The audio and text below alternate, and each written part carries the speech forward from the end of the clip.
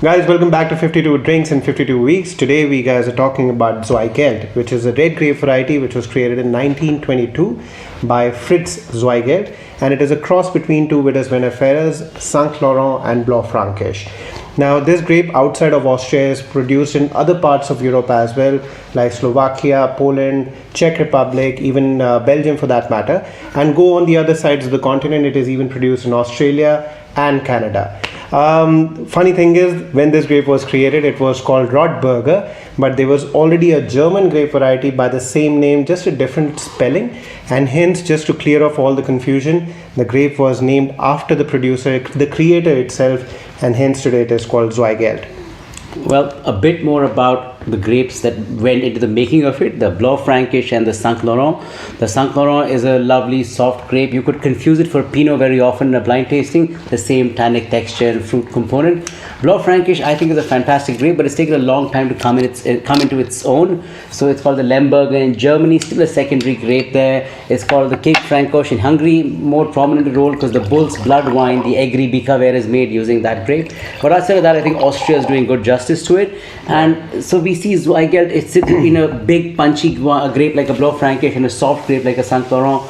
So this should hopefully be a middle of the path. Right. And that's pretty much what I'd expect from this wine. This is Burgenland, the heart of red winemaking in Austria, but nonetheless fairly cool climate. So I'd say fruit-driven wine, maybe or may not have oak, but generally easy to drink with lots of fruit. Right. I've been craving to smell and taste it now. Yeah. So we're tasting the Xantho Zweigelt 2016, which is made by two producers, the Omatham, which are very, very famous and almost a legendary producer by themselves, and another very known local person called Wolfgang Peck. Right. Nothing to do with Wolfgang Peck. Peck, yeah. So the Andau and the Omatham winery coming together to do this Xantho. We still haven't figured out that lizard there. Could be a local connect, I'm sure. So definitely, so the color is kind of intense, although it's not very deep, and then you can see through it. I mean, it's a dark color, but it's not intense, and then the concentration is not that heavy. Yeah. And then if you smell it's got a little bit of a purplish hue to it as well, even though the core is deep ruby. And on the nose, it's a burst of almost like a little bit of savory, but predominantly fruity red fruits, raspberries, cranberries, even blueberries for that matter. A little bit of savoriness definitely is there. So it's very berry driven. The fruit's very pronounced. The tannins are very fruity and juicy for me. Definitely no oak here, but good acidity.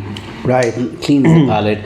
A little bit of spiciness and a bit of sourness to it, but and the tannins I think are very controlled. Yeah, I think this is a good quality drinking wine, and I wouldn't mind taking this to the dinner table as well and pairing it with maybe some roasted red meats, just some sautéed green veggies as well, or even for that matter a good leg of lamb or something of that sort.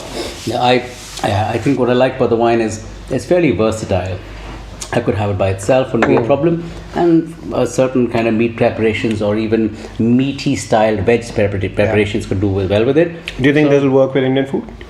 Too many cuisines, too much to play. We'll have to try it. But I think we had one bottle, and I think we should. Yeah. It'll work just sitting around and drinking. Right. Just two quick things that we here. This was the bandroll which comes on the top of Austrian wines when they have a certain quality. So when you see this bandroll, you're having a qualitative wine as approved by the Board of Wines of Austria, the Austrian Wine Marketing Board maybe. And Gagan has a very special closure that only is, I think, mostly used in Austria. Mostly in Austria, yeah. So I think this is also very interesting. Yeah. So, and in spite of that, I think all the Austrian wines tend to be expensive. They're great value for money. So this would still, for Austrian standards, be an inexpensive, easy to drink, fun red wine.